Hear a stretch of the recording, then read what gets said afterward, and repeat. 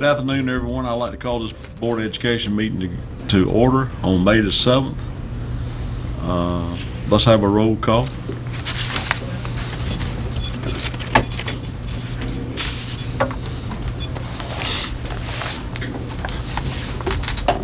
Okay. At this time, let's do the Pledge of Allegiance. Everybody stand, please. Sean? Yes, sir. Confirm. Oh, okay.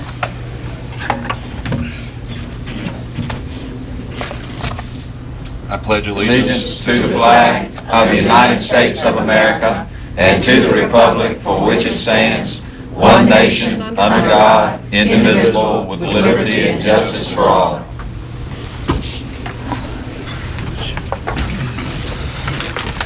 This time we have a moment of silence. I'll call on Mary Williams, please.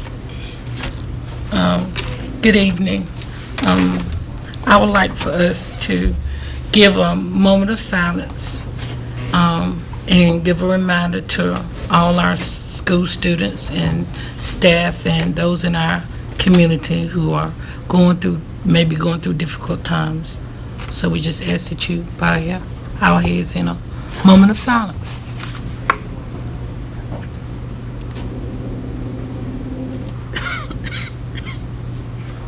Thank you. Amen. At this time, is there any adjustments to the agenda? Move to approve. Second. All in favor say aye. Aye. Public expression? Okay. Spotlight on teaching and learning. Pitt. At this time, we call on Pitt Academy. Pitt Pirates. Pitt Pirates.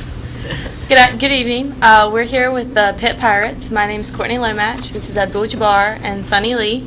And we are the first robotics competition team 2642. A little about us is we recruit from all 6 high schools in the area. And I'm a senior and also the team captain. Abdul is also a senior and the first mate. And Sunny Lee is a freshman and he's our safety captain. And we're here tonight to tell you guys thank you. A couple years ago, we came and presented to you guys, and we actually got a build space. And this year, after our win in Raleigh, we came to you guys for some help to get to the international competition in St. Louis. And we're here to tell you guys thank you for that. And we're also going to provide an update on our progress, what we've done this year and the past couple years, and also where we're going. Alright, so what we've done this year. So let's start with the FLL teams. There's a couple FLL teams around town, the Robodogs from CMFs, and Polka Bots from a Girl Scout troop. And both of them have actually won regional prizes this year. We have built the most complicated robot, but thus actually the most reliable robot we've ever built this year, the SS Naismith. And we have improved our programs in safety, scouting, and team spirit this year. Those have been our major changes. We have went to Palmetto Regional in South Carolina, and we've placed 2nd place. And we have went to NC, and we've actually got a couple awards out of that. We won the championship in the NC Regional. We also won the Safety Award and the Spirit Award. We were one of only 6 teams from NC to qualify to go to the international competition in St. Louis. And we were awarded actually a safety star at St. Louis out of 400 teams. So that's great and all what we did. Oh, cool, this mic works. Okay. That's great and all what we did this year. And that's great because we're now setting a high standard and a high bar for next year. So where do we go from here? First, it's not just about the robot. It's about building relationships within our community and building up our community. The Pitt Pirates are growing and changing, much like how Pitt County is growing and changing, going from an agricultural foundation to a more advanced, modern place. Because of this growing and changing, we definitely need science, technology, engineering, mathematics careers. Because having more students, those means we can further progress our county. And because of that, Pitt County and Eastern North Carolina as a whole needs first our program. It's clear. Team development. Our goals for next year is to provide a sound foundation for our next outreaches. We plan to develop more technical and leadership skills throughout our team and improve fundraising by building more relationships within public businesses, local businesses, within our community. We also plan to expand FLL program in Eastern North Carolina. We currently support 2 teams in the Pitt County, and we plan on continuing to support those 2 teams and adding 3 to 5 newer FLL teams in the 2012, the next season. By supporting them, we provide material, technical, and moral support to them, and we also expand the role of students in this process. To continue on, we're also going to plan to support new FRC teams in Eastern North Carolina. Right now, there are 38 teams in North Carolina, and there's only 8 east of the 95 highway. Technical support and improving communication is what we're going to help with the other teams, and we wish to act as a mentor team for the possible FRC teams in Kinston, Wilson, and Washington. We also plan on increased community outreach by increasing our volunteer activities and focusing on the elderly in the community. We plan on also developing engineering solutions by using our skills to build something that will further benefit the community of Pitt County. And we also wish to grow relationships with Eastern Carolina University and Pitt Community College. Pitt County in Eastern North Carolina is a great and growing community, and Pitt County Schools has been one of the most important relationships we've developed. I know our first year we didn't really work with you guys as much, and we found out that we really needed to. And we couldn't have done everything this year without you guys' help. Obviously, we wouldn't have made it to St. Louis without y'all's support. And we want to thank you guys once again, and we also want to thank you for believing in us, because it is kind of hard to support something that's new and isn't really known in the area. And we also want to help take Pitt County and Eastern North Carolina into the 21st century. And thank you once again. This was our team picture from St. Louis, and these are some websites with more information about the program. usfirst.org, which is the site for the actual competition, and then our website, pittpiratesrobotics.com, and then also ncfirstrobotics.org. Thank you. Thank you.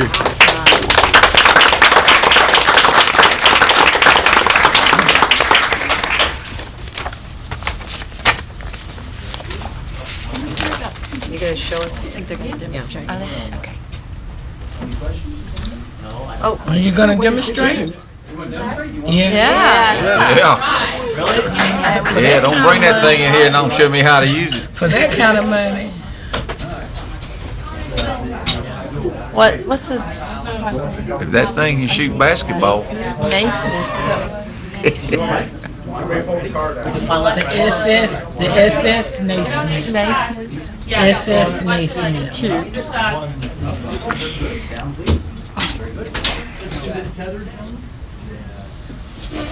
Now, how old do you have to be to get in your robotics program? It's wireless, but it's It's high school. It's 9 to 12. Is this competition, which is FRC.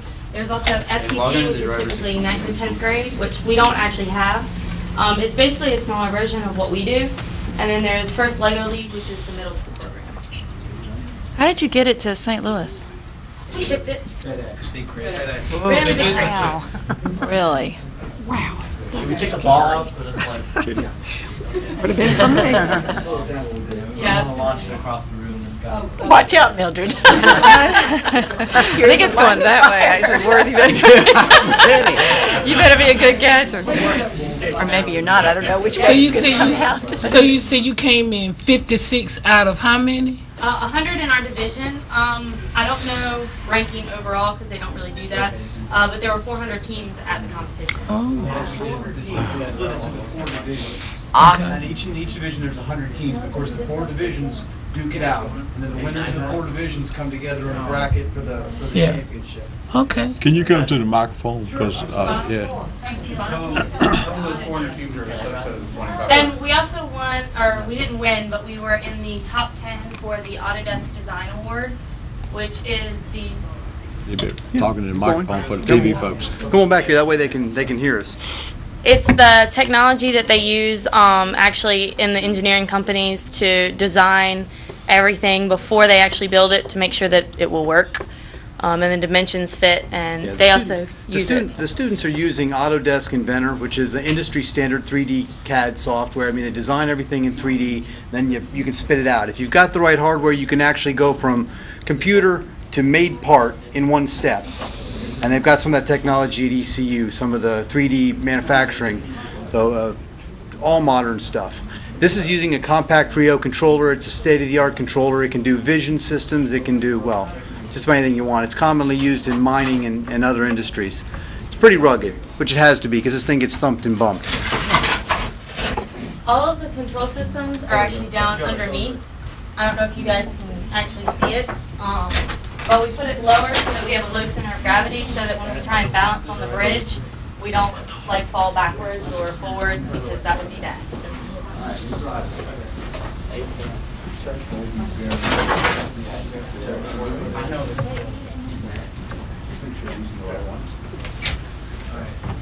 Drivers on.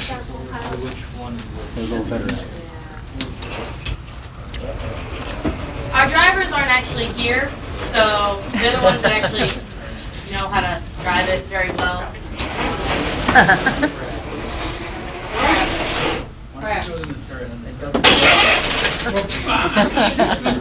It's rough driving there. Yeah, this is one of the slower robots.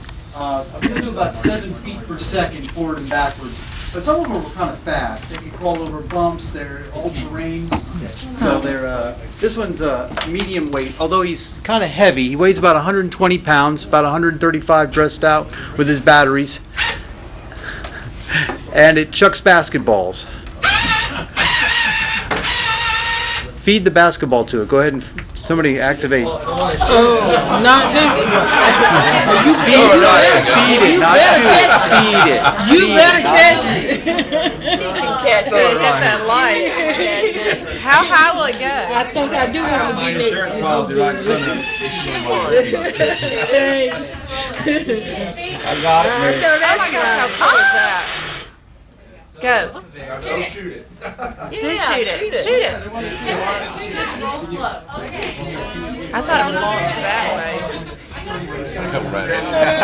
And you better catch it. I got it, Mary, I got it. All right now. Watch your water bottle. Hey. I come home with a black eye. My husband coming for you. He don't want to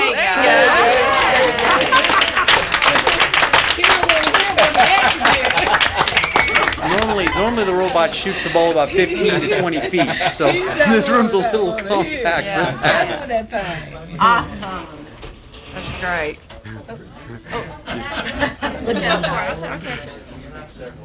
All right, Jim. And the last piece there is the masher. I know, That pushes down a ramp so that the robot can get up and down on a ramp. It actually can cross the field over humps, or it can push down a teeter-totter. At the end, we got bonus points if multiple robots could balance on the teeter-totter. So this thing would go up on the teeter-totter, and they'd be doing this, and the robots flopping around. It's kind of scary, especially when you paid all that money to build it. All right, okay, Sean. There we go. Catch it That this time. basketball All right, thinks it sees one it of y'all coming. better catch it. Leave that thing on that. Very impressive. Thank you all for coming. Appreciate it. If I could say one thing before we leave, the Pitt County Schools, I can't tell you how much we appreciate the space you've given, the support we've given. They won't say it, so I will. The mentors and the teachers that in Pitt County that have done this work have been incredible. If you've noticed, we've had the kids up here talking, and that's what we do. We have the kids up talking with grown-ups. Can't tell you how proud and what a good job this group of young students has done representing Pitt County in South Carolina, in Raleigh, and in St. Louis. So you've got a tremendous group of people and a tremendous program here and tremendous mentors and teachers supporting it. And thank you all very much for supporting it. You're welcome.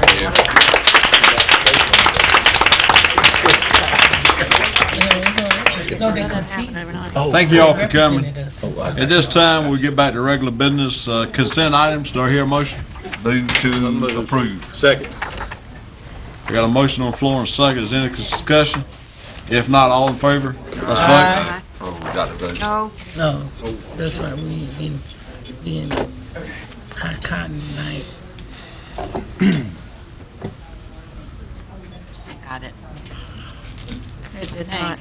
No, you have to confirm again. Thank you. There you go. Thank you. Thank you. Thank you. Okay. I made the motion. A second. At this time, I call on Benji Forrest, Finance Committee. Yes, and I'm going to call on Michael Cowan at this time to come forward and walk us through our last committee meeting. Good evening. Good evening. We had 3 items on the agenda that were discussed and approved at our April 26th Finance Committee meeting. The first item on the agenda was the approval of the proposed budget, local budget for 2012-13. A summary of the proposed budget is found in the board agenda material on pages 55 through 64. The proposed budget was first presented to the Finance Committee back in the month of March, and then it was presented to the full board last month. The proposed budget stands at approximately $35.3 million, with local appropriations comprising over 96% of the total. The operating budget for proposed local budget for next year does not include an increase nor a decrease from the current level of appropriations that we currently started this fiscal year off at. In addition to the operating budget, the capital budget includes Category 1, 2, and 3 projects, as well as capital outlay projects that were approved by the Operations Committee several months ago. With that, I'll answer any questions about the budget or entertain a motion to approve. Mr. Chair. Yes, sir. I move that we approve the proposed local budget for the 2012-13 school year. Second. We got a motion on the floor and a second. Any further discussion? If not, let's vote.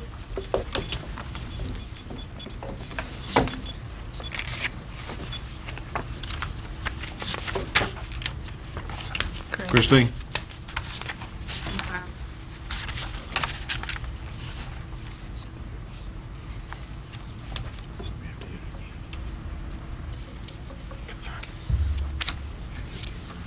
Where?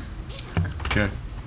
The second item on the agenda was the budget amendment number 2 for 2011-12, and budget amendment number 2 can be found on pages 65 through 84 of the board agenda material. The budget per budget amendment number 2 stands at approximately $232.3 million across all funds, and actually includes an increase of approximately $1,147,000, which is primarily from a $1 million increase in Title I school improvement allocations from the federal government. We did receive another $100,000 to fund smart board purchases within our middle schools through a grant process, and we did receive another $101,000 from the state to fund state transportation and the increased cost of diesel fuel. State, local, and federal appropriations or operating appropriations comprise over 85% of the budget as of budget amendment number 2, with over 70%, almost 70% of all the budget designated to go directly into the classroom in the form of instructional programming. And again, I'll answer any questions about the budget amendment number 2 or entertain a motion for approval. What percent did you say? 70%. And say that again. 70%. And that includes, that's the overall total budget, which includes the capital outlay fund, which a lot of the capital outlay fund is, non-instructional, so if you take that out, it's actually more over 80%, almost 80, 90% going directly into the classroom. Mr. Chair. Yes, sir. I move we approve the proposed budget amendment 2 for 2011-12 school year. Second. We got a motion on the floor and a second. Any further discussion? If not, let's vote.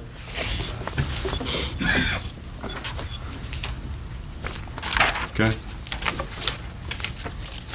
Michael? Now, the third item on the agenda is a discussion on a child nutrition issue, which includes the federal legislation that's impacting our ability as a school system to freely determine our pricing for next year's lunch prices. I've put together a handout. Now, it's included in your board material, but I've kind of tried to find another way to simplify this discussion, so I'm going to hand it out real quick.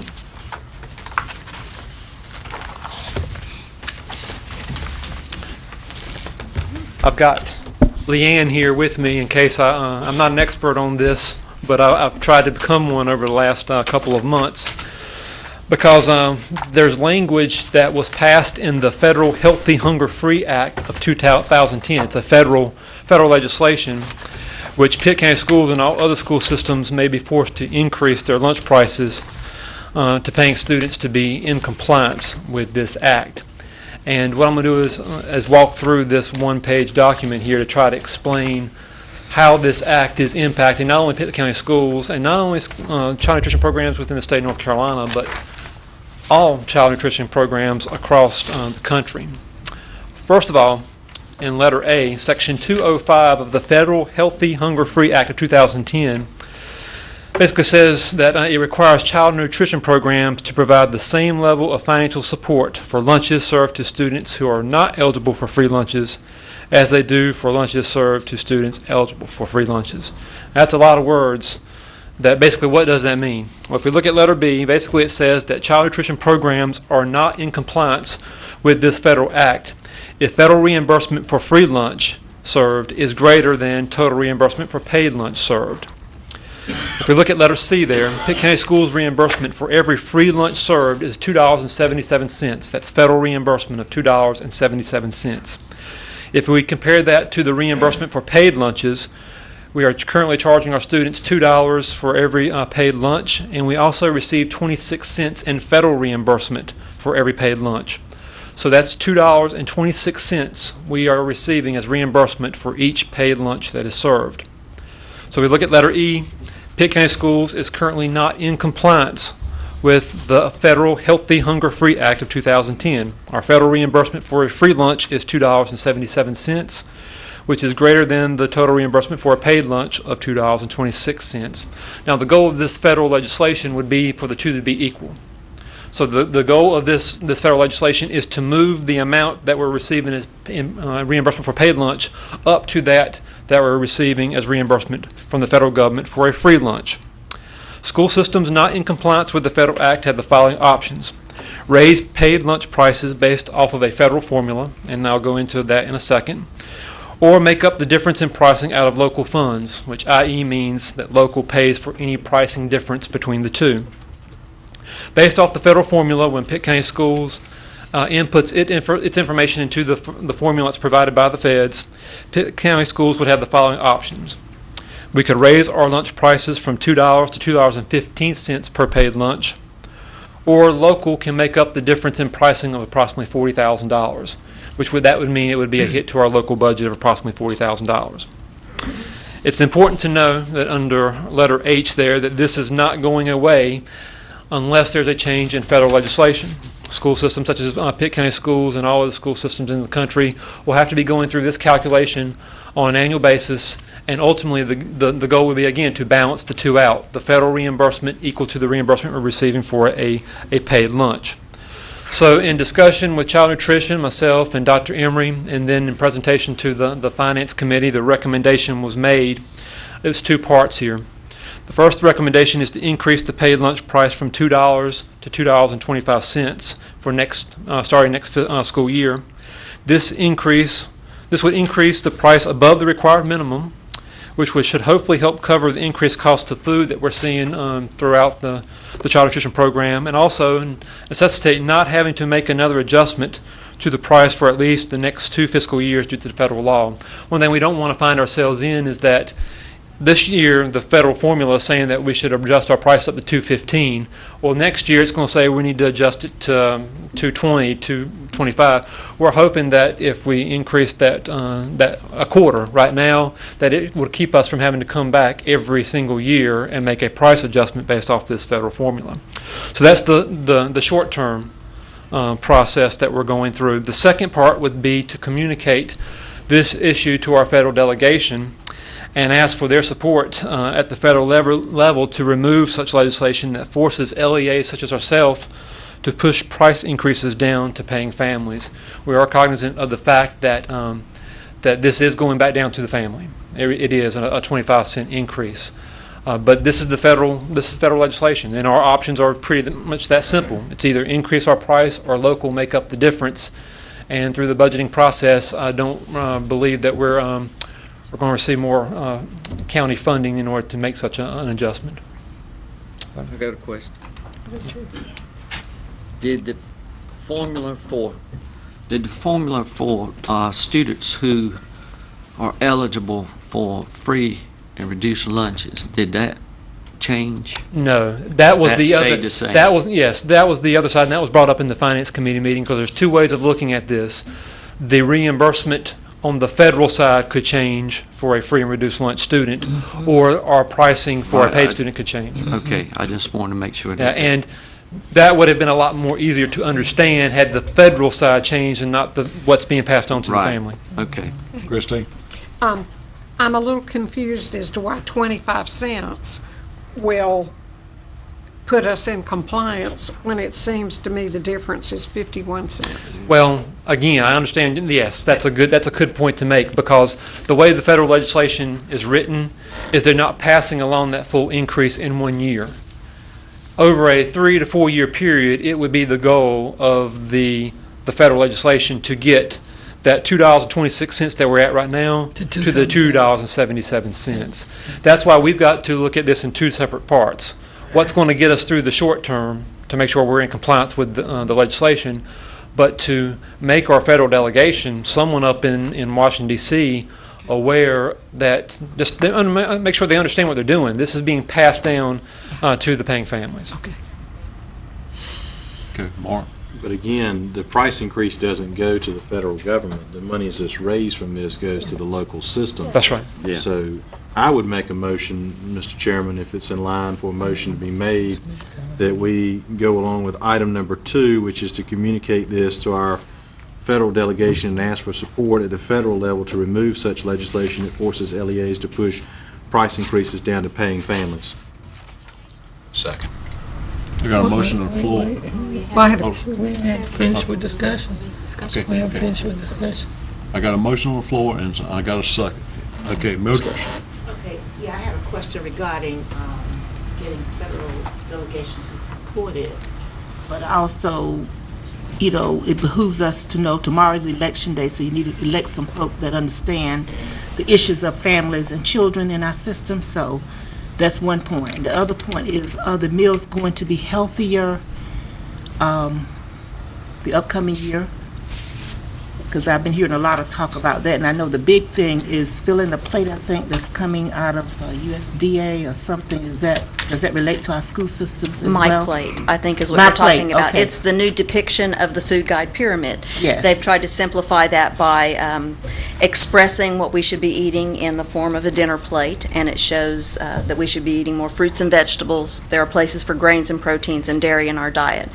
And we have been mandated to address the meal pattern for the coming school year, and it will require that we increase some portion sizes for fruits and vegetables.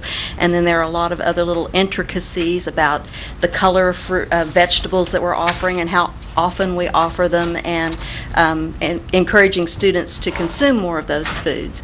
So it will pass on an additional expense to us to provide those additional fruits and vegetables and the whole grains that are going to be required, and the expense that goes with that. Yes. Very good. Christine? Well, my question is a question relating to what Mark asked. Is J, under J, 1, 2, is that an either or both? It was proposed to be both, but I Okay. mean, that's... Both. Okay, so then is this motion a valid motion? Motion is a Any valid motion. motion's a valid motion. It's just voted up or voted down. Yeah. No, so that we can get this right. Going from $2 to $2.25 for a paid lunch, right? And this money comes back to us, to local. That's right.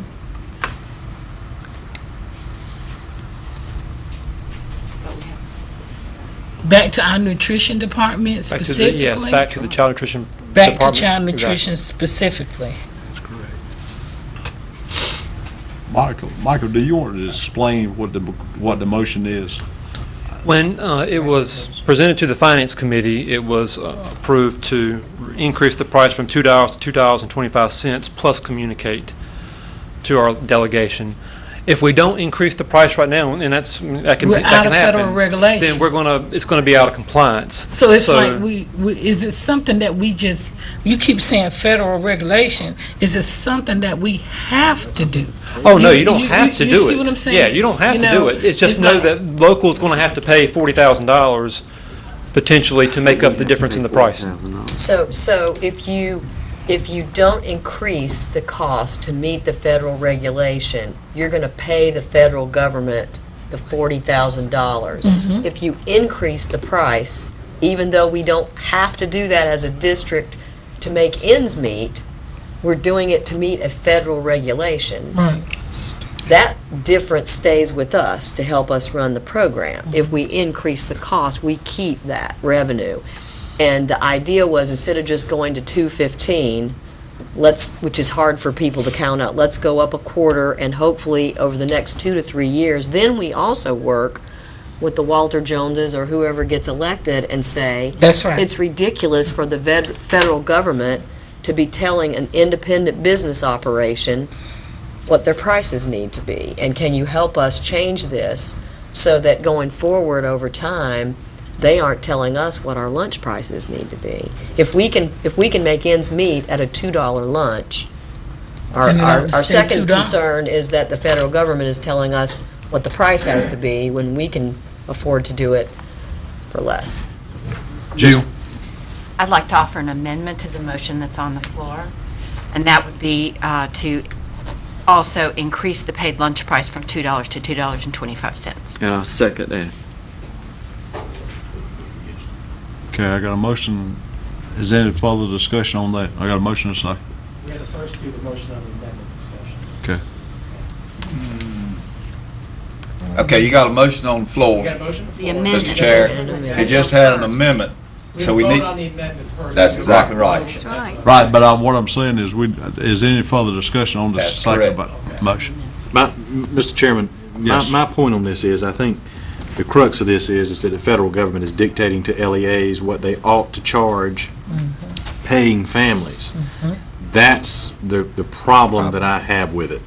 And I do totally disagree with that, because I think if we're getting into a situation here whereby we're increasing lunches this year, then they come back the next year and say you will increase the next year and the next year and so on, I think it's a slippery slope to be on, and I don't want to see families having to pay an additional dime for a school lunch, period. I have a question. Mr. Chair. I would just like to say that I agree with what you said, but that $40,000 later on may be $80,000, and we'll continuously have to be in compliance, and that money's going to come from somewhere. It's going to come from a teacher, or it's going to come from individuals or an administrator. It will have to come from somewhere to meet the compliance. That is correct. Mr. Chair, and the reason why the Finance Committee was adamant about these two issues too is that we do feel that this is ridiculous for the federal government to be in telling us what to do. However, at the same time, $40,000 might buy us 2 teacher assistants next year. And the other issue to that is, if we choose to, through this amendment and motion as amended, choose to move this down to those paying parents, hopefully that will build a coalition of those concerned parents to spread the word back up to Washington through their representatives that this is unacceptable. Anybody else got anything else? If not, let's vote on the last motion first. So that is that we would to amend, but to increase the price. Right. We do. Yes. Thank you.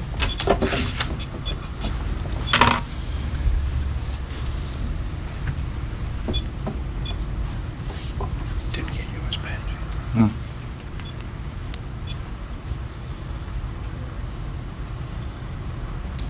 It passes. Carries. And I'll vote on the motion as amended. That is correct. Main Vote. motion Main motion, vote on the main motion as amended. as amended. So I don't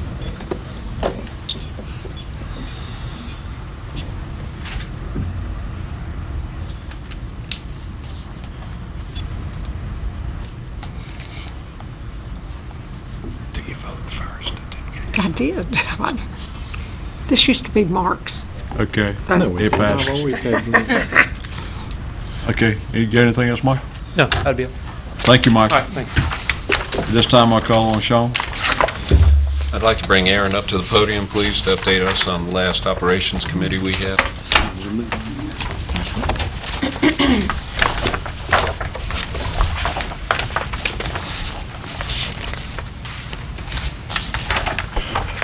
Thank you. Good evening. We had a lengthy agenda for our April 23rd Operations Committee meeting. Some of those items were a carryover of items from our March 26th meeting that had to be delayed because of one of the unitary status update meetings. I'm going to go through and we'll be glad to answer any questions throughout my presentation of what we covered. The first item was the approval of the February 27, 2012 minutes. We then moved on to the annual Pitt County Schools Transportation Data Report that you should be receiving, should have received in your packet, and that we did go over. Just hitting some of the highlights of the information that was covered at the meeting. We currently operate at 99.38% efficiency based upon the DPI formula. So we're very proud. Mr. Wethington and his people do an outstanding job working within the confinements of the state formula for efficiency.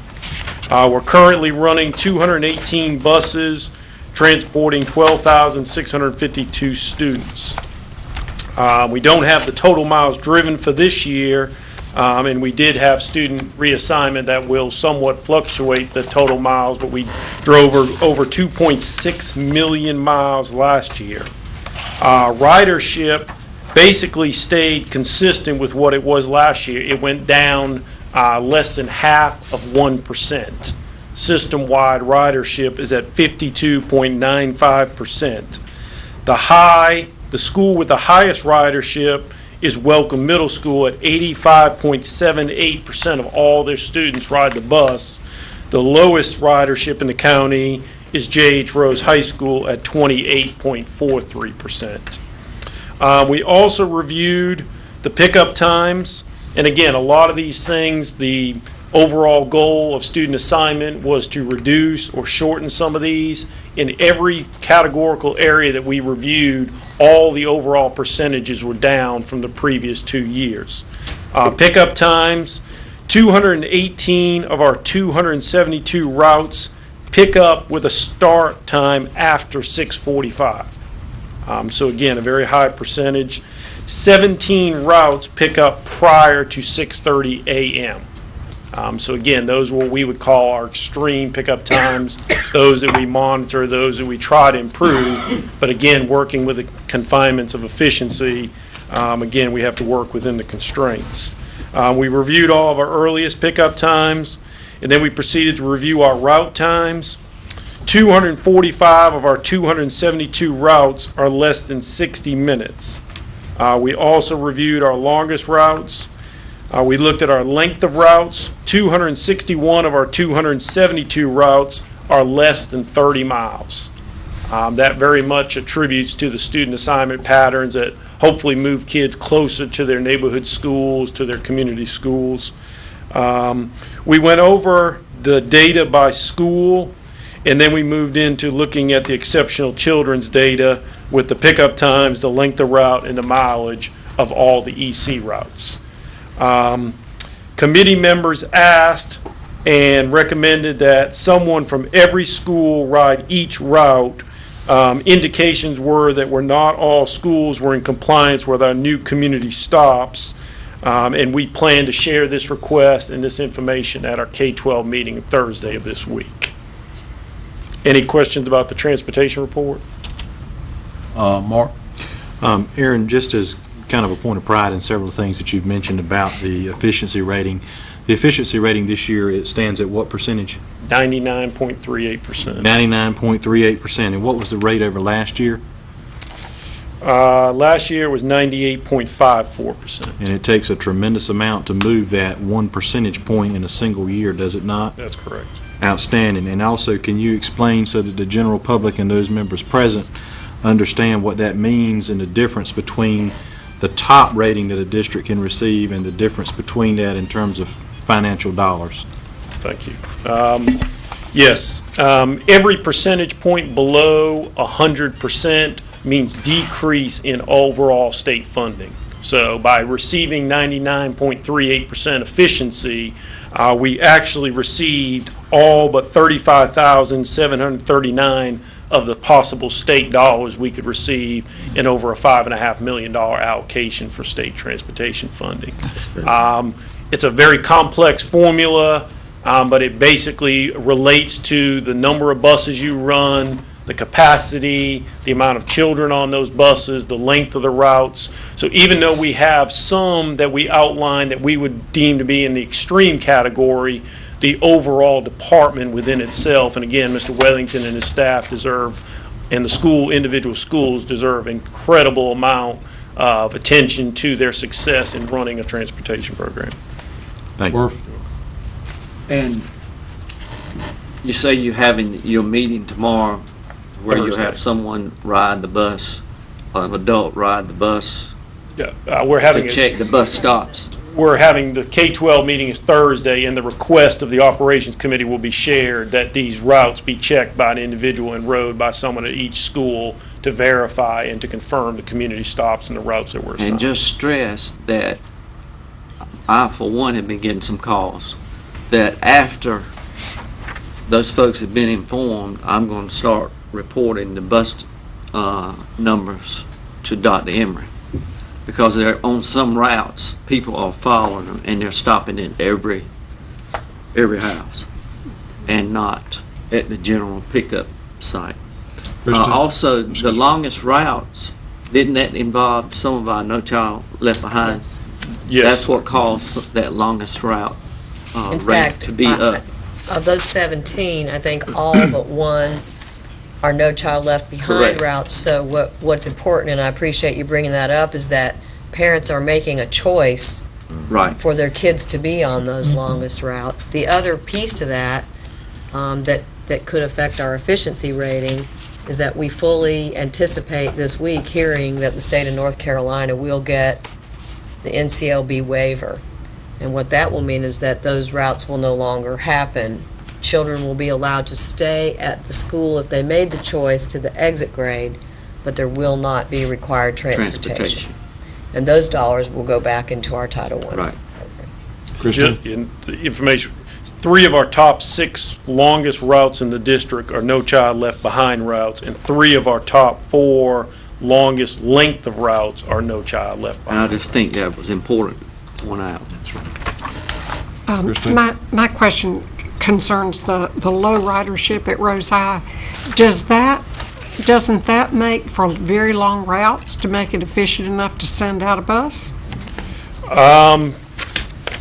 Ridership definitely plays into that relationship, but as far as our longest routes, J.H. Rose does not have one in the top 10, again, because of the density of its population. Most of those that come in the longest length of routes or the time of routes, unfortunately, are a lot of your county routes where it's much more rural an area. But yes, ridership does play into that, but again, in trying to maximize the efficiency and the number of buses assigned to Rose, they've worked well within the number of riders that they do have. Anybody else got any questions? Okay, the next piece of information that was shared was the Pitt County Schools out of capacity and student membership report. This was expanded this year for some additional information that, again, hopefully provided some clarification to some of the student assignment and where we currently are with a number of the issues that relate to student assignment. We reviewed the out of capacity by high school attendance area for the 2011-12 school year through the 2021-22 school year. The schools that are the highest out of capacity that we continue to monitor as we do a number of situations currently are Grifton, Chicago, Falkland, and South Central High School. We looked at out of capacity by attendance area. There are currently 1,041 elementary seats available today. We are projected to be 1,354 elementary seats over capacity in 2021-22.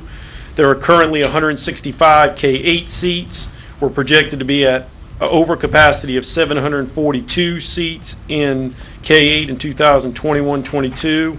Currently, there's 889 middle school seats, and we're projected to still have available seats of 92 middle school seats.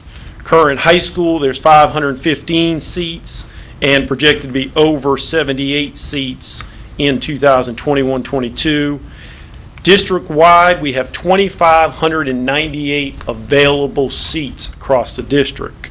We're projected in 2021-22 to be 2,095 seats over capacity. So again, all those things are continuous things that we have to monitor by school, by attendance area, by grade level as we proceed, especially in these tough economic times.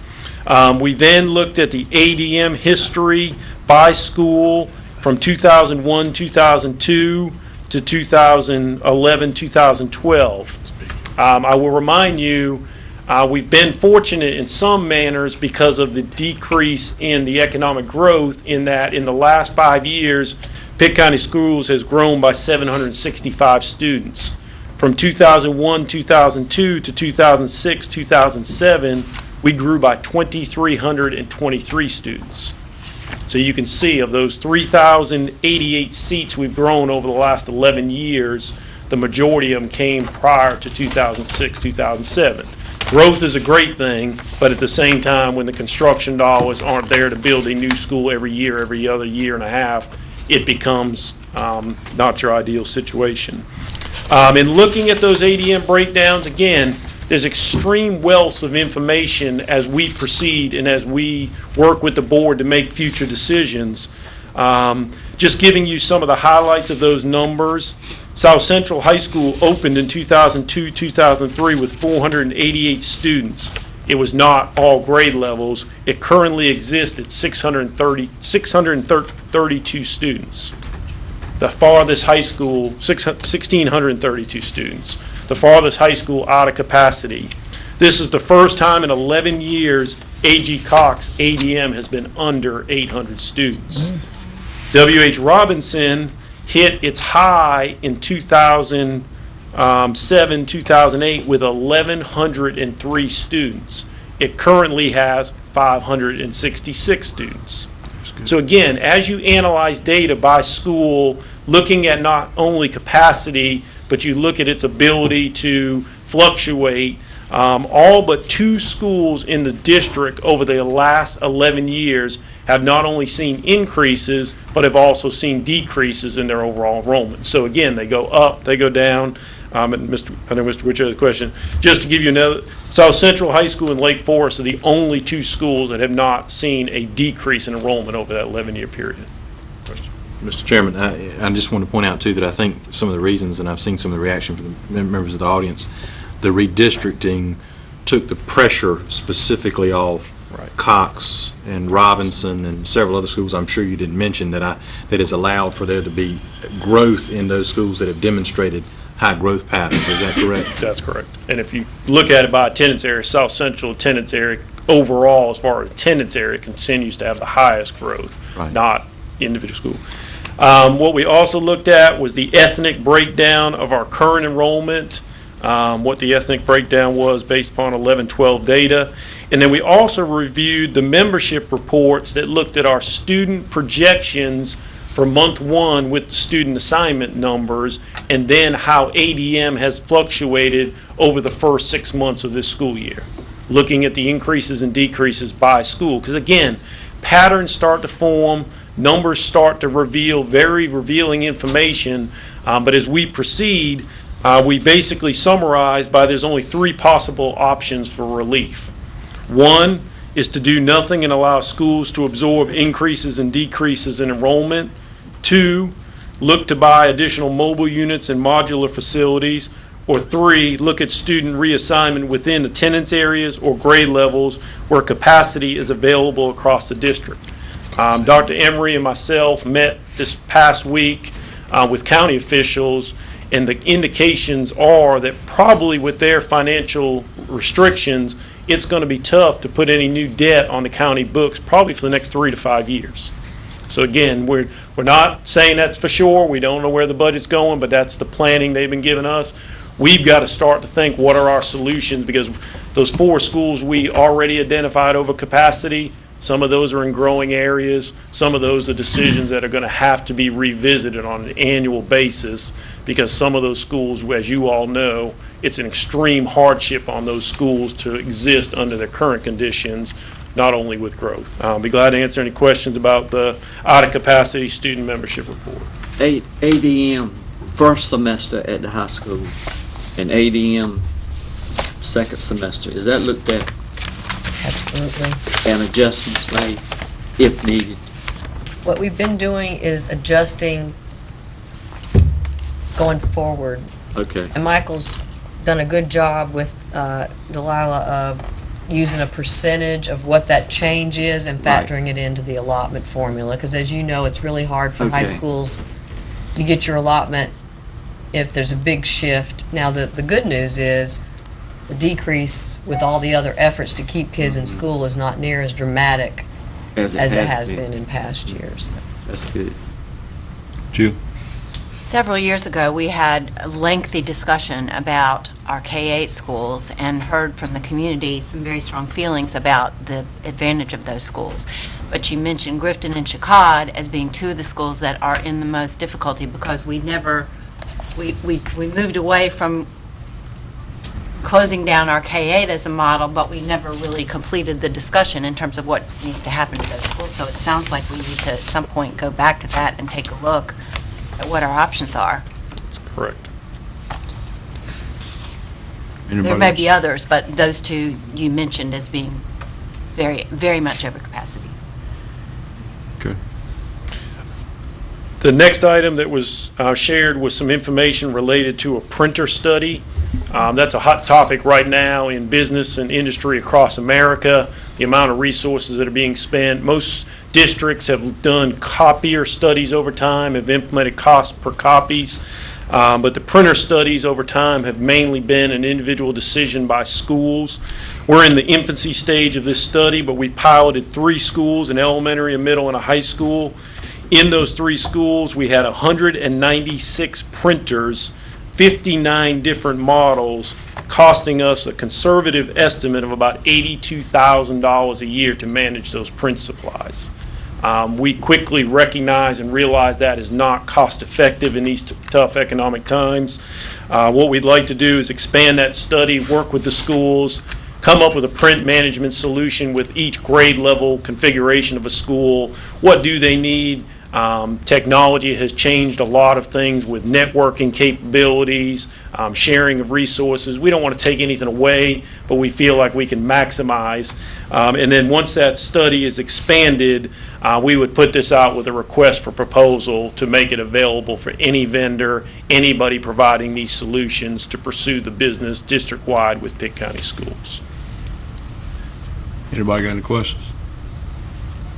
The next item was a review of what was approved in the 2011-12 budget with the discussions on the previous facility for transportation. We had set aside $400,000 possibly to look at equipping that new facility. Well, we all know that didn't come to fruition, but as we talked and are very proud of our transportation results and its efficiency, I would challenge that probably the dilemma they work with on a daily basis of managing over 300 vehicles out of that transportation department is probably challenged by nobody else across the state. So $400,000 was a great resource. We will not get that spent this year, but we'd like to come back through the operations committee with some proposals. How can we best utilize that money, given that we're probably going to be on that site for some time to come? There was concern when the property was offered for sale previously that it was going to be too far below its current appraised value. In the last appraisals, current appraisals of Pitt County Schools, even though a number of properties went down across the district, the bus garage went up over $1 million in its value. It sits at almost $3.9 million currently on the Pitt County books. So again, probably a little difficult for us to sell it in these economic times. So we shared that hopefully we can bring back some solutions that best maximize those resources in the future.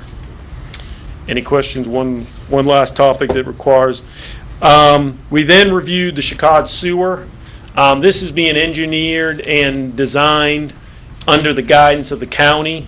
We are in constant communication with the county in order to provide this resource that we very much need at Chicago, which is another part of the phasing in of additional growth and construction at Chicago. But you received the letter explaining the initial Chicago sewer bids. The low bid was received by the county, came in at $2,511,063. The county was very fortunate to obtain Pitt County Rural Center grant funds of $500,000. The initial request of Pitt County was to ask GUC for $400,000. That request was taken to the Operations Committee. If that had been left the way that was, that would leave Pitt County a balance owed of $1,611,063. And I know this is a lot of figures. You should have a handout at your desk that will help you go through these numbers. And you also received the revised request that went from Dr. Emery and Mr. Elliott to GUC. The Operations Committee requested that, with their understanding that this be very much an infrastructure project, not only for the schools but also for the community, that we ask a larger share of GUC. So $800,000 was requested of GUC. That would put them at a little under a third of the overall funding of the project. What we have before us now is a little bit of a dilemma. The bids are due to expire June 3rd.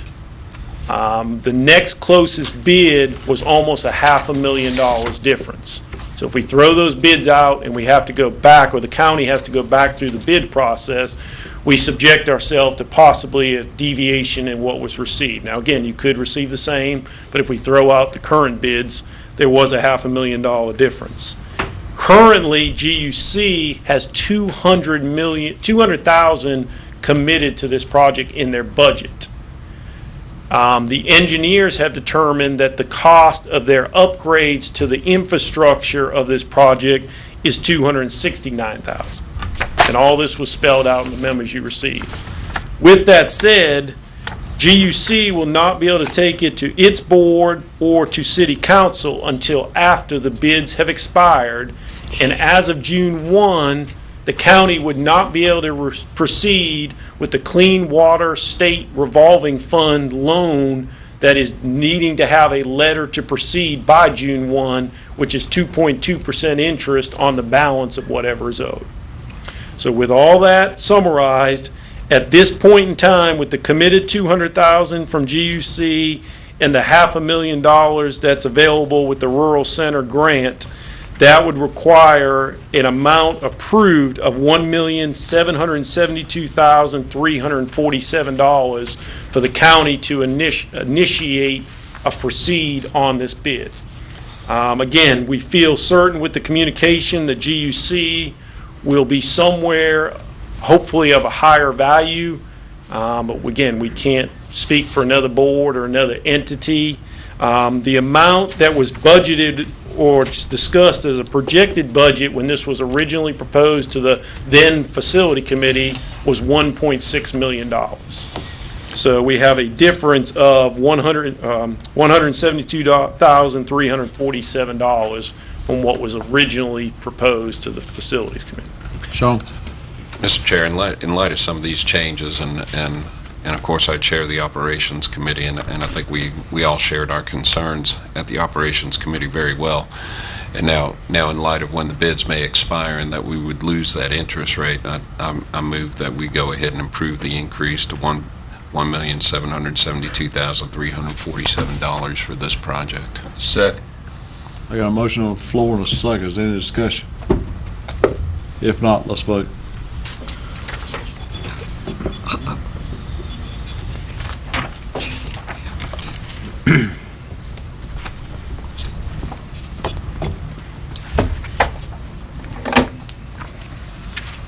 I can't ask a question. Mm-hmm. Yeah.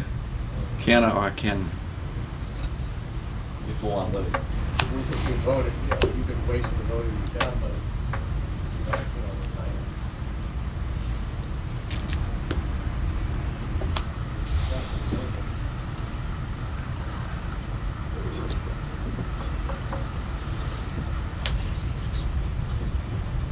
Okay.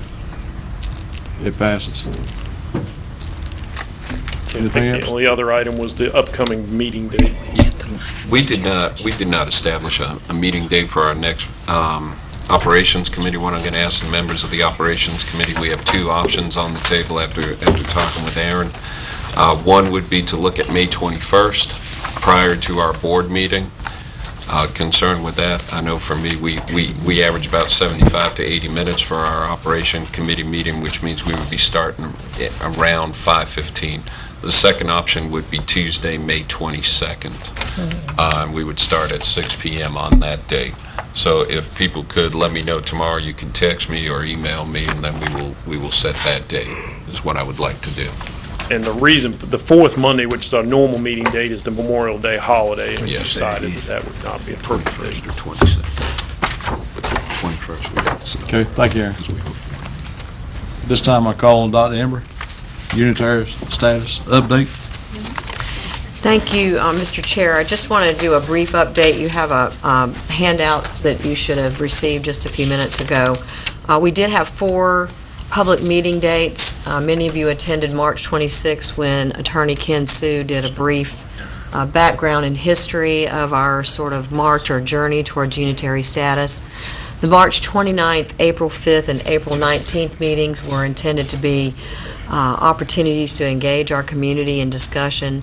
And the questions that we used certainly were not all-encompassing, but they were meant to try to create some dialogue around the 6 green factors.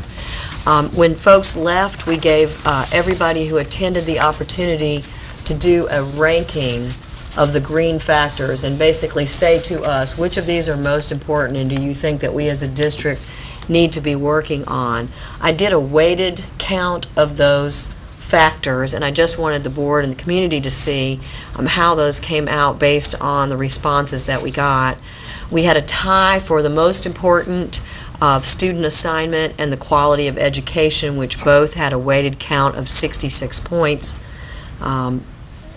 Actually being third or second, however you want to look at this, would be staff assignment with a weighted count of 50 points.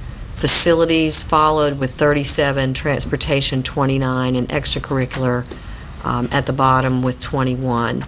Again, this was just a way to give a weight to everybody's ranking. If they rated it 1, 2, 3, it got some kind of weight in trying to factor that.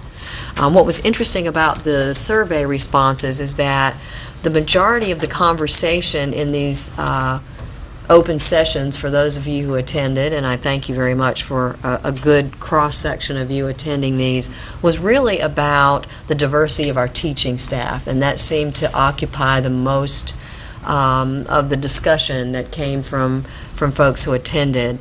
So it was interesting that in rating the factors, student assignment and quality of education were what was rated the highest or what we needed to work on the most, but the discussion really supported how do we increase and diversify and recruit a broader representation in our teaching staff. We had a lot of good suggestions about that, particularly in the Grow Your Own.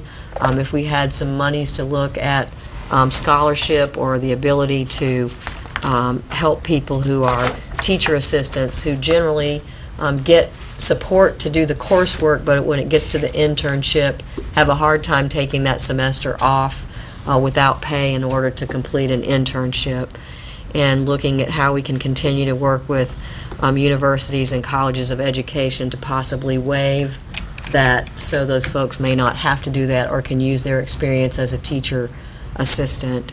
Other discussion really centered around communication. How did we publicize the events? And I do want to commend Heather. This was publicized broadly.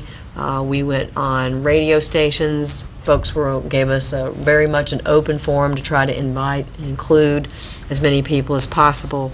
The plaintiffs were personally invited, as in this case, to this. And we also appreciate the media coverage that we had. We felt like each and every session got at least a story, so it continued to help us publicize upcoming opportunities for discussion. The turnout was not great. In fact, in some of these disappointing, and so we continue to look at, how do we continue to help our community understand what is unitary status and what will be the implications for us if we achieve it as a district. And what was, I think, very enlightening in a couple of our discussions, offers from community members or folks who wanted to suggest how the community could get more involved and help us as a district, not just on the issue of unitary status, but how do we support students specifically who need more help or encouragement.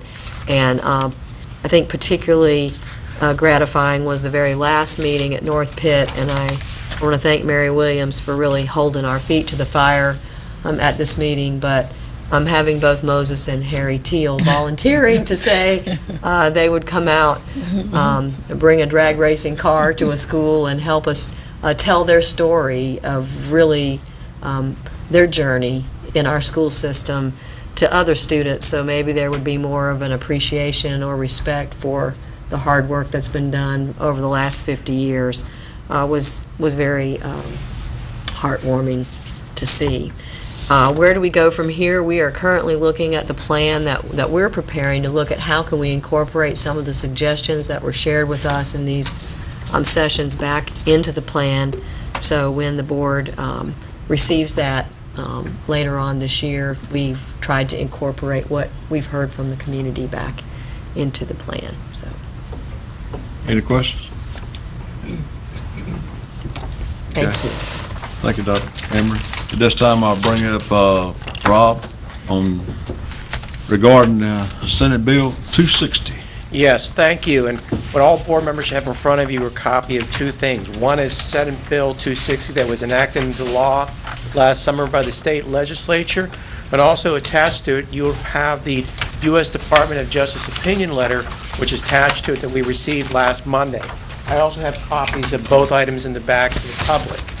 As everyone knows, last summer, the state legislature enacted Senate Bill 260 into law, and as we were required by state law after that, shortly we submitted that new law to the U.S. Department of Justice for pre-clearance in accordance with the Voters' Rights Act of 1965. Last Monday, we received the Department of Justice decision letter regarding that pre-clearance application.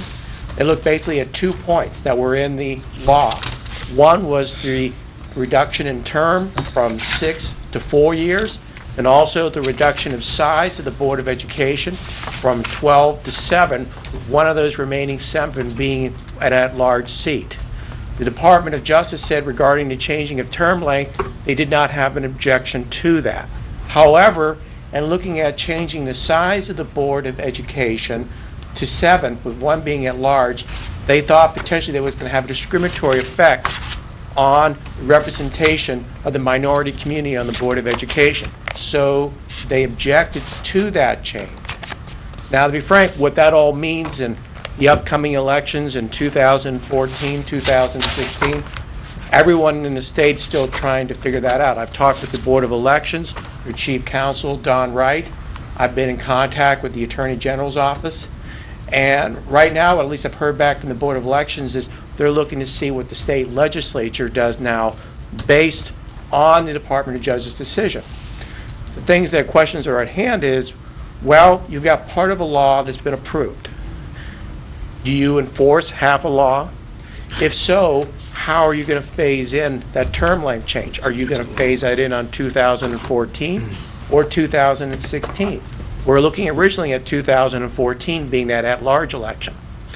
There's a lot of questions with that. We don't know yet at this point, but hopefully we'll have answers to those shortly and see where it goes from there. At this point, that's all I have to brief you and the public about this, and as we find out more about what this means, we will advise everybody and inform the public about it. Any questions? If not, thank you. Comments from Superintendent? Thank you, Mr. Chair. Just a few comments. I do want to just remind board members that we sent you the key points from the 2 charter school applications that were made on behalf of entities in Pitt County. And While one of them has filed the necessary paperwork to file their application with the district, the other has not. We're still awaiting that. We do have a right as a district to respond, and as I shared with you, if you have specific comments or concerns or research you would like us to do prior to formulating a district response, we'd like to hear from you. If it's your pleasure to send that through policy committee and formalize that in some way, if you'll let us know, I'll work with the policy chair to do that. Would also just like to say hats off again tonight to our Pitt Pirates.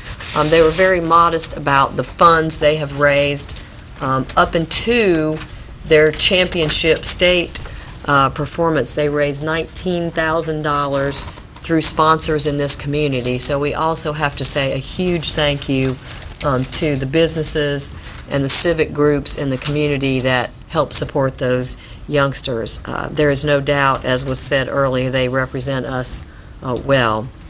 I also had an occasion last week to be a part of the Teen Leadership Institute, where all 6 of our high schools and then the Oakwood School students present a problem that they identify in their high school and a solution. And at our May 21st meeting, our spotlight on teaching and learning will be from Farmville Central High School. Those students created a promotional video to promote and market their high school as a part of the Teen Leadership Institute. And I have to tell you, after 7 years, it is one of the most phenomenal things I have ever seen. In fact, one of the questions I asked them is, has your staff seen this? And the kid said, well, we just finished it last night at midnight, so no. But I was texting their principal saying, you need your staff to see this. So I can't wait for you all to see what an awesome job they did. All the groups tackle, I think students have so much courage to tackle some of the issues that we sometimes as adults aren't willing to tackle. And I was just very proud of those leaders and how well they represent us. And then finally, on a positive note, in my mail today, the things that you put in your scrapbook because they never happen. And if you'll indulge me, dear Mrs. Emery, I was visiting Falkland Elementary School last week. I would like to say that the office staff was very nice to me. I didn't ask who was the principal, but I took for granted it was the nice lady with the walkie-talkie. Now, I admired what she had on. That would have been something that I would wear, because I'm very cautious about what I wear. All in all, the office staff was very helpful to me. I was there to have lunch with my great nieces, and she names all 3 of them, who I will not name. But not having any children in a school, and not having been out of school in a very long time, I really needed help. Thank you and them for the great job they are doing. It's signed by the great aunt who went to visit. And I just want to say our schools all are doing some amazing things. It's so rare that anyone ever stops to take the time to recognize that. And I just felt like the folks at Falkland deserved a big public pat on the back, not just from this great aunt, but from all of us for making somebody who walked in feel so welcome that they would take the time to write a letter. That's all. Thank you. I wanted to bring up tonight under my report something that Michael Cowan would probably want to bring up to you. And I guess I beat him to the punch today. When Rob called me today, I asked him one question. I can't believe Bridget didn't ask tonight. I asked him how much we had spent in the attorney fees for unitary status. And when I give you the figure tonight, it's going to blow some folks' mind. Jackie, you need to write these figures down. Since 2008 to the present time, it's just under $260,000. Can you imagine what $260,000 could have done for teachers in some of these classrooms? And this is not even counting what Senate Bill 260 is going to cost us. So I just want to let the board know, because I thought about it today. Today, just this year alone, we have spent over $50,000 today in attorney fees for unitary status. And I'd like the public to know this. With that, I'll turn it over to Mary. Oh, well, it's only money. But anyway, I like to just say that how thoroughly I enjoyed the ribbon cutting ceremony over at Sadie Salter last week and the tour that we were given. And I'd like to give a special shout out to the Alpha program. I know that it was one of those decisions that a lot of people in the community were against initially, and then they had a chance to take tours of the old facility as opposed to what we could do at this point. And I'm so sorry that a lot of those people who were so against it at first didn't even bother to come to the ribbon cutting ceremony to see the full auditorium or the full conference room of parents and preschoolers and everyone that was so excited about it.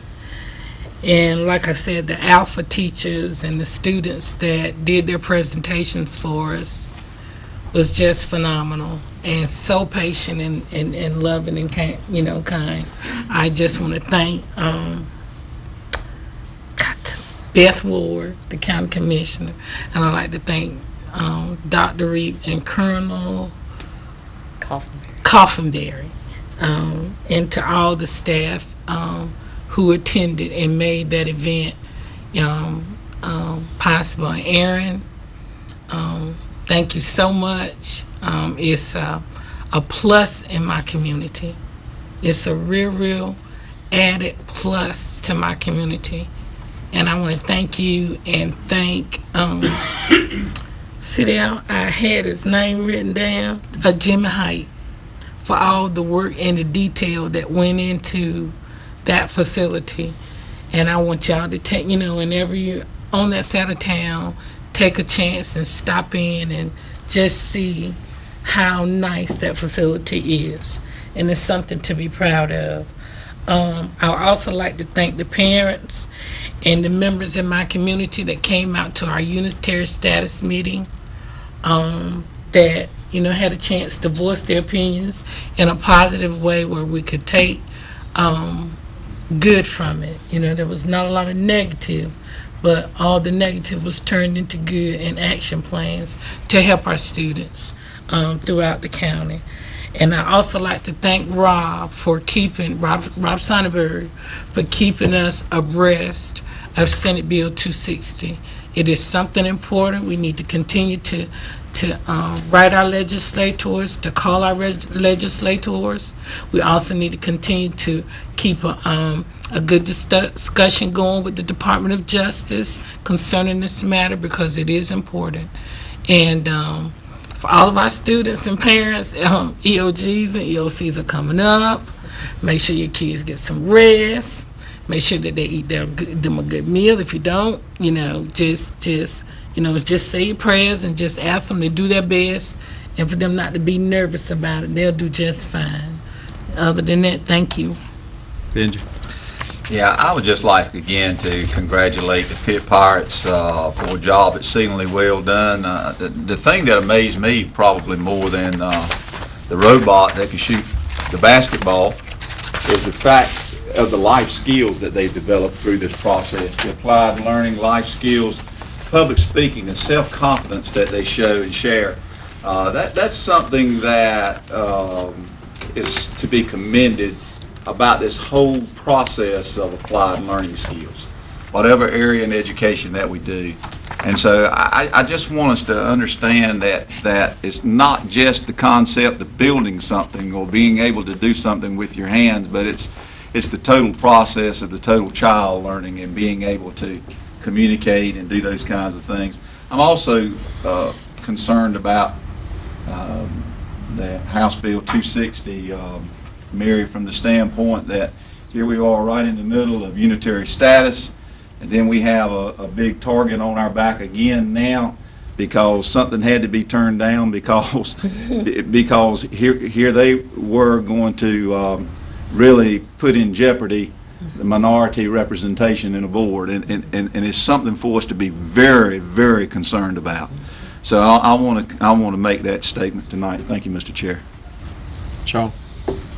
As well would like to congratulate the robotics team. It's extremely impressive to be in an international competition to make it to that level. And if, to put it in very simple terms for anyone, that means they competed at the planet Earth level when we're talking internationally. I'd like to thank all the members of the graduation task force. In particular, I really want to hold up Heather Mayo tonight. Is she back there? I can't see behind the pole. Heather has just been doing it. Oh, she's in the back room here. Okay. Heather, this one's for you. She's been doing just such an outstanding job communicating, and we saw the first video that was done by a high school regarding graduation, and I know Barbara would back me in this. It really will take your breath away. I'd like to thank our friends out at Stokes Elementary for their recent hospitality. I was glad to make it out there. And then lastly, I was so touched yesterday in the Daily Reflector to read about Dr. Calavito under My Hero, My Teacher. I am a parent, and Dr. Calavito has taught both of my girls, and I can say he is an absolutely outstanding teacher. What that article didn't say is he commutes an hour and a half to get to work, and he could just be retired. And with gas prices nowadays, here is someone who, just like anybody else who goes into education, loves teaching. And if you walk around the central office and ask anyone, hey, what would you like to be doing? Everybody says, well, one day I'd like to teach again. And it's good to see someone who has come full circle and just loves it and spreads that enthusiasm to their students. And we have so many teachers that do that. But I would just like to congratulate Dr. Calavito again. Thank you, Mr. Chair. Thank you. Christine? I'd like to remind everyone to vote tomorrow. These are difficult times, difficult decisions. There are plenty of candidates on the ballot. Vote knowledgeably. Thank you. Mark? Thank you, Mr. Chair. I'd like to remind everyone that it is Teacher Appreciation Week and that we take time out of our schedules to recognize the what's increasingly sacrifices that our teachers are making in the classrooms in terms of their own money, dollars being spent in terms of supporting the curriculum and what students may come to school or not come to the table with. I oftentimes hear reports from teachers that are buying kids lunches or paying for classroom supplies and materials out of their own pockets, and these are the people that are the unsung heroes that are making sure our kids are provided for on a daily basis and leveling the playing field. And as I always say, I hope I never stop enough, or I never stop enough to say thank you to the teachers out there that are carrying in this increasing environment with years upon years now of not having raises and working harder and harder with the accountability being ratcheted up each year. They're doing an outstanding job. Principals, to the custodians, the bus drivers, the cafeteria workers, they're all in this category that need to be appreciated in what they're doing. Oftentimes it's easy to cast stones and to throw rocks at what's going right or what's not going right in public schools. And here lately there's been an increased push for charter schools. And one thing I want people to ask themselves, and a good friend of mine, Dr. Dale Burns, asked this question of us recently in our district: what is public? I want you to make sure you hear this. What is public about a charter school? Ask yourself that question in terms of the accountability and in terms of the models that they have to follow, that our public schools have to follow. And when you do your research on that, please report back to me and let me know what you find in terms of the public, of what's in public charter schools, and let me know what you find, and especially about the performance of charter schools across our state. Oftentimes it's easy to throw rocks at our public schools and our entities, but it's harder to yoke up and go to work to help those public schools do what's right. Thank you. A couple of things. I'd like to congratulate the student at J. Droz, Holden, Spain, because tomorrow Captain Mark Kelly will be visiting, and J. Droz is endeavor to succeed. And of course he was former Congresswoman Gabriel Gifford's husband. So I look forward to attending that tomorrow. And special point that that student, Holden, Spain, in helping put this together. The Pitt Pirates presentation, congratulate those. Again, for those students to be able to get out in public and speak and to be able to put together a machine like that and to demonstrate it at different community sponsors, because if you noticed the list that was on the sides of the robot, there were a lot of community sponsors, and that's the schools working with the communities.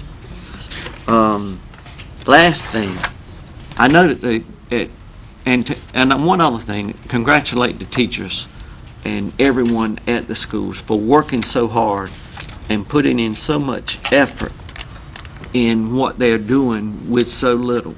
And a lot of times there's a lot of low morale, and we have to be the cheerleaders for those teachers and bus drivers and employees. And I know that the thermostats, Aaron, are set at the schools to be a certain temperature, correct?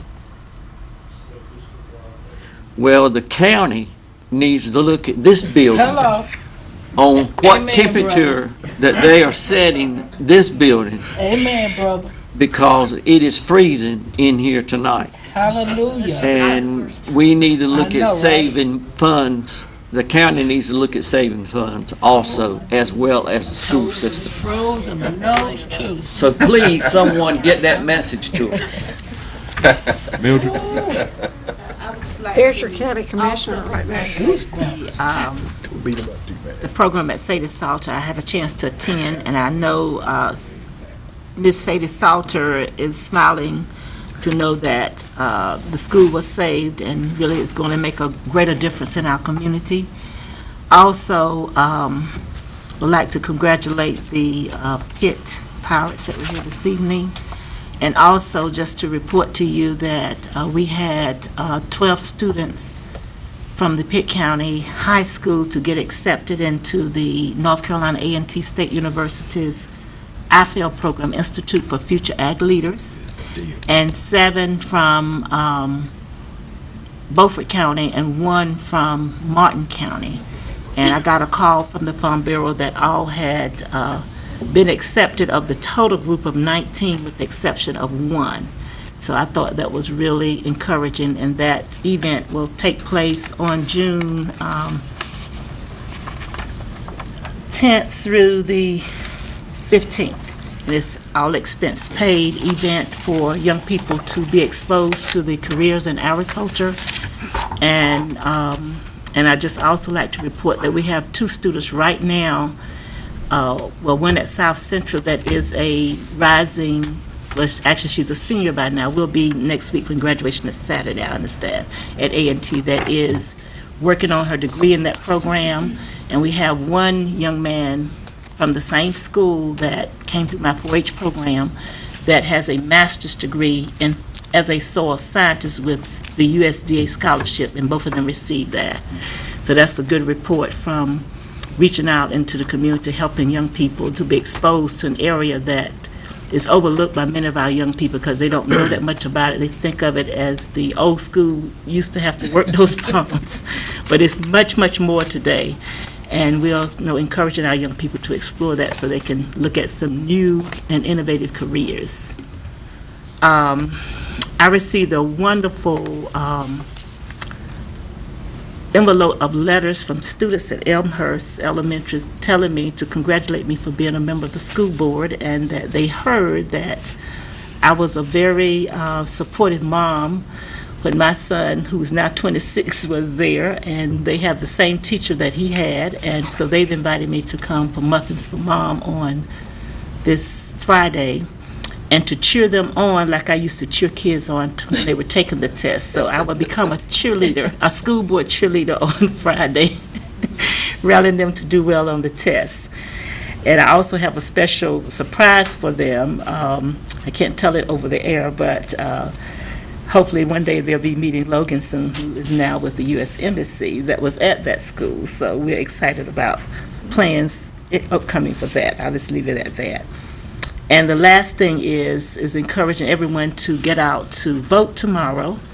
because there is, as been mentioned already, it's a very serious time, and there's a lot of things at stake. Our schools, our educational system is at stake, and so I just encourage you all to really, really look at the candidates that's going to support our educational system and community at large. We need some folk to fight today because there's a lot of mess going on. It's a very, very